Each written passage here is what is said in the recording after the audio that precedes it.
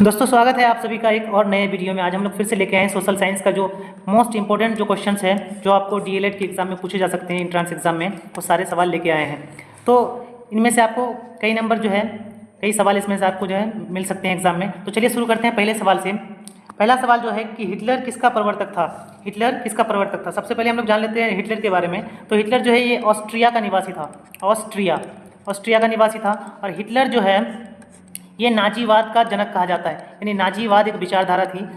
ये विचारधारा पूरे यूरोप में जो है फैली हुई थी। तो ये नाजीवाद का जो प्रवर्तक जो माना जाता है वो हिटलर को माना जाता है। तो इस सवाल का जो सही आंसर हो जाएगा वो हो जाएगा नाजीवाद, ऑप्शन ए। बढ़ते हैं अगले सवाल में। अगला सवाल है कि इनमें से कौन वाणिज्यिक कृषि नहीं है। वाणिज्यिक कृषि का मतलब होता है कि एक ऐसा कृषि जिसका उपयोग हम लोग जो है अधिक लाभ कमाने के लिए करते हैं, अधिक लाभ कमाने के लिए किया जाता है, यानी बड़े पैमाने पर इसको उगाया जाता है। और वाणिज्यिक कृषि में हम लोग उर्वरक का काफ़ी मात्रा में ज़्यादा उपयोग करते हैं, जिससे इसकी जो पैदावार ज़्यादा होती है। लेकिन यहाँ पे पूछा कि कौन वाणिज्यिक कृषि नहीं है पूछा गया है। तो यानी इसमें जो ऑप्शन के हिसाब से हम देखते हैं, पहला ऑप्शन है वाणिज्यिक अनाज कृषि, ये तो नहीं होगा। मिश्रित कृषि, कार्बनिक कृषि या रोपण कृषि। तो इसका जो अप्रोप्रिएट आंसर है वो है कार्बनिक कृषि, यानी ऑप्शन सी हो जाएगा। कार्बनिक जो कृषि होता है उसमें क्या करते हैं हम लोग, घर में बिना उर्वरक या खाद के घरों में जो है सब्जी जो है जरूरत के आधार पर जो उगाया जाता है, इसी हम लोग कार्बनिक कृषि कहते हैं। तो इस सवाल का सही आंसर हो जाएगा ऑप्शन सी। बढ़ते हैं अगले सवाल में। अगला सवाल है कि बाल्कन का एक बड़ा हिस्सा साम्राज्य के नियंत्रण में था, जिसने 1871 के बाद यूरोप में राष्ट्रवादी तनाव का सबसे गंभीर स्रोत देखा है। तो सबसे पहले हम लोग बाल्कन के बारे में जान लेते हैं। जैसा कि आपको यहाँ मानचित्र में दिख रहा है, ये जो बाल्कन है ये यूरोप के कई देशों का एक क्षेत्र है। यहाँ इसमें केवल कुल 10 देश शामिल थे, 10 देश। और इस पर जो है ये बाल्कन साम्राज्य पर, इस पर तुर्की शासक का नियंत्रण था। तो ये जो है 1871 में यहाँ पे काफ़ी ज़्यादा गंभीर जो है राष्ट्रवादी तनाव देखने को मिला था। तो इस सवाल का जो सही आंसर हो जाएगा वो हो जाएगा तुर्की, यानी ऑप्शन डी सवाल का सही आंसर हो जाएगा। बढ़ते हैं अगले सवाल में। अगला सवाल है कि निम्नलिखित में किनके द्वारा इंडियन एसोसिएशन की स्थापना की गई थी। तो इंडियन एसोसिएशन के बारे में जान लेते हैं कि इंडियन एसोसिएशन की स्थापना जो है 1976 ईस्वी में की गई थी। और इसको कांग्रेस की पूर्वगामी संस्था माना जाता है, यानी कांग्रेस से पूर्व ये जो संस्था ये कांग्रेस में आके मिली थी। तो ये संस्था जो है कांग्रेस की पूर्वगामी संस्था माना जाता है। और इसके संस्थापक की बात करें तो इनके संस्थापक जो हैं वो सुरेंद्र नाथ बनर्जी और आनंद मोहन बोस। जैसा कि आप यहाँ पे देख सकते हैं कि ये सुरेंद्र नाथ बनर्जी जी हैं और ये आनंद मोहन बोस जी हैं, जिन्होंने क्या किया था, इंडियन एसोसिएशन की स्थापना की थी। और कांग्रेस के बारे में बता दें आपको कि कांग्रेस जो है भारतीय राष्ट्रीय कांग्रेस की स्थापना 28 दिसंबर 1885 ईस्वी को हुई थी, कांग्रेस की स्थापना। ये भी सवाल आपको पूछा जा सकता है। और ये भी पूछा जा सकता है कि कांग्रेस की स्थापना किसने किया था। तो इसका आंसर हो जाएगा ए.ओ. ह्यूम ने किया था। और कांग्रेस के अगर प्रथम अध्यक्ष के बारे में बात करें तो हो जाएगा डब्ल्यू.सी. बनर्जी जो है कांग्रेस के प्रथम अध्यक्ष थे। तो इस सवाल का जो सही आंसर हो जाएगा ऑप्शन बी हो जाएगा, सुरेंद्र नाथ बनर्जी और आनंद मोहन बोस। बढ़ते हैं अगले सवाल में। अगला सवाल है कि स्पेनिंग जेनी का आविष्कार कब हुआ था। यानी स्पेनिंग जेनी, जैसा कि आप यहाँ पे पिक्चर में देख सकते हैं, ये स्पेनिंग जेनी एक यंत्र है। इस यंत्र का उपयोग जो है वो टेक्सटाइल इंडस्ट्रीज में किया जाता है। टेक्सटाइल का मतलब होता है कपड़ों की बुनाई में इसका उपयोग किया जाता है। और इसका जो आविष्कारक है वो है जॉन हॉवरग्रीव्स। उन्होंने इस यंत्र का जो है आविष्कार किया था। और इसका आविष्कार किया था उन्होंने 1764 ईस्वी में। इस सवाल का जो सही आंसर हो जाएगा वो हो जाएगा 1764। बढ़ते हैं अगले सवाल में। अगला सवाल है कि रबर किस प्रकार के वनस्पति की श्रेणी में आएगा। तो रबर जो है, सबसे पहले हम लोग रबर के बारे में बात कर लेते हैं कि रबर जो है ये काफ़ी ज़्यादा वर्षा वाले क्षेत्रों में पाया जाता है, जहाँ काफ़ी ज़्यादा वर्षा होती है। और ऐसे जगहों में सदाबहार वन पाया जाता है, सदाबहार, जिनमें हमेशा जो है बहार रहता है, यानी हमेशा पत्ते वगैरह रहते हैं, सदाबहार वन। तो ये रबर जो है एक प्रकार के सदाबहार वन का उदाहरण है। तो इस सवाल का जो सही आंसर हो जाएगा वो हो जाएगा ऑप्शन ए, उष्णकटिबंधीय सदाबहार वन। ये जो है इस प्रकार के जो वन है वो असम में पाए जाते हैं। और इस प्रकार के जो वन है वो तमिलनाडु में पाया जाता है, तमिलनाडु। तो इस तरह से हम बढ़ते हैं अगले सवाल में। अगला सवाल है कि धुएं और कोहरे का सम्मिलित रूप क्या कहलाता है। तो देखिए धुआं और कोहरा जो है, इन दोनों को जब हम मिला देते हैं तो ये जो है काफ़ी ज़्यादा धुंधला देखने को मिलता है। जब धुआं और कोहरा आपस में मिल जाता है तो धुंधला देखने को मिलता है, और इसे हम लोग धुंध कहते हैं। यानी ऑप्शन डी सवाल का जो है सही आंसर हो जाएगा, ऑप्शन डी। बढ़ते हैं अगले सवाल में। अगला सवाल है कि भारत का कौन सा राज्य सबसे अधिक मात्रा में दालों का उत्पादन करता है। तो सबसे पहली बात हम कर लेते हैं कि जो दाल का सबसे बड़ा जो उत्पादक राज्य है वो है मध्य प्रदेश। हमारे भारत में मध्य प्रदेश में सबसे अधिक जो है दाल का उत्पादन होता है। और आपको बता दें कि भारत जो है, भारत दाल के उत्पादन में विश्व में नंबर 1 पे आता है, नंबर 1 पे। वहीं बात कर लेते हैं उत्तर प्रदेश की, तो उत्तर प्रदेश जो है आलू और गेहूं के उत्पादन में जो है ये देश में नंबर 1 है उत्तर प्रदेश। और वहीं महाराष्ट्र की बात कर लेते हैं, महाराष्ट्र में कपास का बहुत ज़्यादा उत्पादन किया जाता है, तो ये कपास के मामले में सबसे अग्रणी है। बढ़ते हैं अगले सवाल में। अगला सवाल है कि बालाघाट खानों में निम्नलिखित में से मुख्यतः किस खनिज का खनन किया जाता है? तो बालाघाट इसमें जो है मैंगनीज का सबसे ज़्यादा खनन किया जाता है। इस सवाल का सही आंसर हो जाएगा ऑप्शन ए मैंगनीज। और यहाँ पे कॉपर का भी होता है, कॉपर का भी यहाँ पे उत्पादन होता है। बढ़ते हैं अगले सवाल में। अगला सवाल है कि टेक्सोल नामक एक रासायनिक यौगिक जो हिमालय की यूल, छाल, सुइयों, टहनियों, जड़ों से निकाला जाता है का उपयोग के इलाज के लिए किया जाता है। ये इस बीमारी के इलाज की इस दुनिया में सबसे अधिक बिकने वाली दवाई है।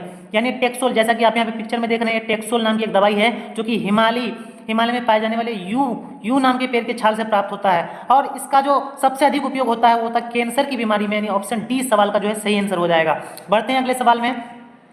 अगला सवाल है कि परमाणु एक ऊर्जा है, परमाणु ऊर्जा एक है, क्या है? तो ऑप्शन पढ़ते हैं। यहाँ पे ऑप्शन में है कि ऊर्जा के नवीकरणीय स्रोत है, ऊर्जा के गैर नवीकरणीय स्रोत है, या ऊर्जा के ना तो नवीकरणीय और न ही गैर नवीकरणीय स्रोत है, या इनमें से कोई नहीं। तो सबसे पहले हम लोग जान लेते हैं कि परमाणु ऊर्जा के बारे में। परमाणु ऊर्जा का उत्पादन जो है वो यूरेनियम से किया जाता है। जैसा कि आप यहाँ पे देख सकते हैं, ये जो यूरेनियम है एक रेडियोधर्मी तत्व है और इससे ही हम लोग परमाणु ऊर्जा का उत्पादन करते हैं। तो यूरेनियम जो है वो पृथ्वी में बहुत कम मात्रा में उपलब्ध है, यानी सीमित मात्रा में उपलब्ध है। और हम लोग सीमित मात्रा में उपलब्ध रहने वाले चीज़ों को हम लोग अनवीकरणीय संसाधन कहते हैं, अनवीकरणीय संसाधन। तो ये हो जाएगा ऊर्जा के गैर नवीकरणीय संसाधन, यानी हम लोग इसको गैर नवीकरणीय संसाधन भी बोलते हैं। तो ऑप्शन बी सवाल का सही आंसर हो जाएगा। और ऐसा स्रोत या ऐसा संसाधन जो पृथ्वी में काफ़ी ज़्यादा मात्रा में उपलब्ध है उन्हें हम नवीकरणीय संसाधन कहते हैं, जो कभी समाप्त नहीं हो सकता, बढ़ते हैं अगले सवाल में। अगला सवाल है कि निम्नलिखित में कौन सा उद्योग सार्वजनिक क्षेत्र के अंतर्गत आता है? सार्वजनिक क्षेत्र में जिसे हम लोग सरकारी भी बोल सकते हैं, सरकारी क्षेत्र, यानी सरकार के अंडर में आता है।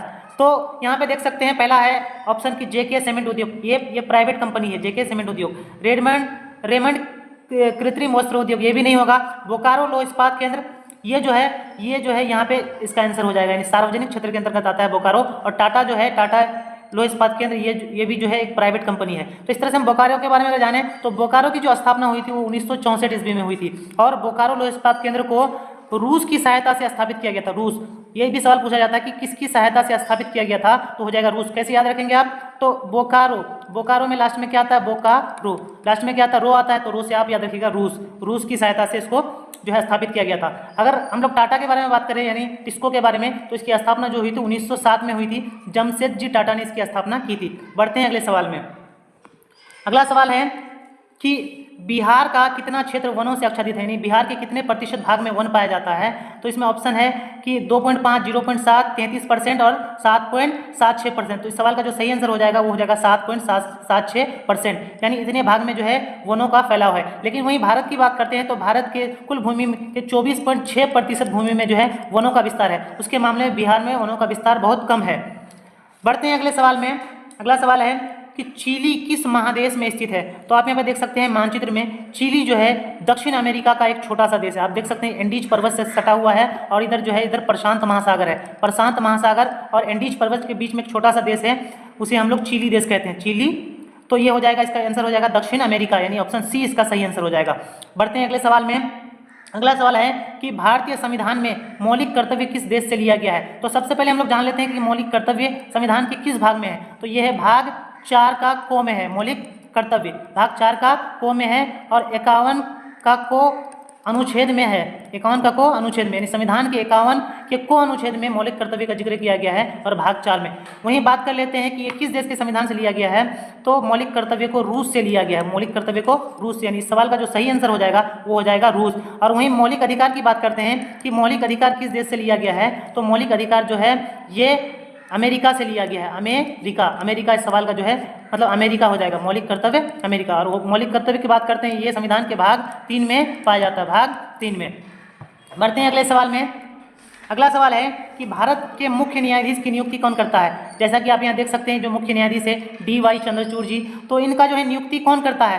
तो यहाँ पे ऑप्शन है कि भारत के राष्ट्रपति या संसद या चुनाव आयोग या प्रधानमंत्री। तो भारत के राष्ट्रपति के पास पावर है कि वो जो है न्यायाधीश की नियुक्ति करता है। बात कर लेते हैं न्यायाधीश के कार्यकाल के बारे में। तो इनका जो कार्यकाल होता है वो 6 वर्ष का होता है। 6 वर्ष का कार्यकाल होता है मुख्य न्यायाधीश का। उससे पहले भी हालांकि इसको हटाया जा सकता है। बढ़ते हैं अगले सवाल में।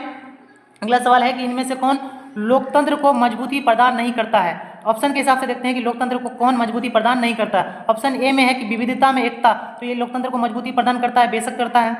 सर्वधर्म समभाव, यानी सभी धर्मों को एक समान का अधिकार देना, ये भी जो है लोकतंत्र को मजबूती प्रदान करता है।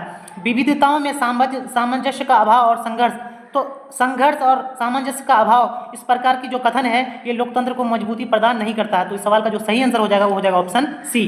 बढ़ते हैं अगले सवाल में। अगला सवाल में पूछा गया है कि भारतीय जनता पार्टी यानी बीजेपी का मुख्य प्रेरक सिद्धांत क्या है, यानी भारतीय जनता पार्टी का मुख्य सिद्धांत क्या है। तो हम लोग जान लेते हैं कि यहाँ पे ऑप्शन के हिसाब से बहुजन समाज या क्रांतिकारी लोकतंत्र या एकात्मक मानवतावाद या आधुनिकता। तो बीजेपी पार्टी का यहाँ पे प्रेरक सिद्धांत है कि आधुनिकता, यानी हमें अपने देश को आधुनिक बनाना है। हम लोग जान लेते हैं बीजेपी पार्टी के बारे में कि बीजेपी पार्टी जो है इसका गठन 1980 में किया गया था और इनके जो संस्थापक है वो है अटल बिहारी वाजपेयी जी। आप यहाँ पे पिक्चर में भी देख सकते हैं, अटल बिहारी वाजपेयी जी ने कांग्रेस पार्टी का जो है स्थापना किया था। और कांग्रेस पार्टी का चुनाव चिन्ह आप सबको पता होगा कि यह है कमल छाप, ठीक है, कमल छाप। बढ़ते हैं अगले सवाल में। अगले सवाल में चलते हैं। अगला सवाल है 19 नंबर में कि निम्नलिखित में कौन सी सामाजिक समस्या की विशेषता है, यानी समाज में कौन एक समस्या के रूप में देखा जा सकता है। ऑप्शन में पढ़ते हैं। पहला है कि इसका प्रभाव समाज के बड़े वर्ग पर पड़ता है, यानी इसकी क्या विशेषता है। तो सही बात है कि सामाजिक समस्या का जो प्रभाव है ये समाज के एक बड़े वर्ग तक पड़ता है। तो इस सवाल का ये सही आंसर लगता है। लेकिन आगे भी हम लोग पढ़ लेते हैं, हमेशा निराशा पैदा करता है, या इनमें से कोई नहीं, या इनमें से सभी। तो इस सवाल का जो सही आंसर हो जाएगा वो हो जाएगा ऑप्शन ए।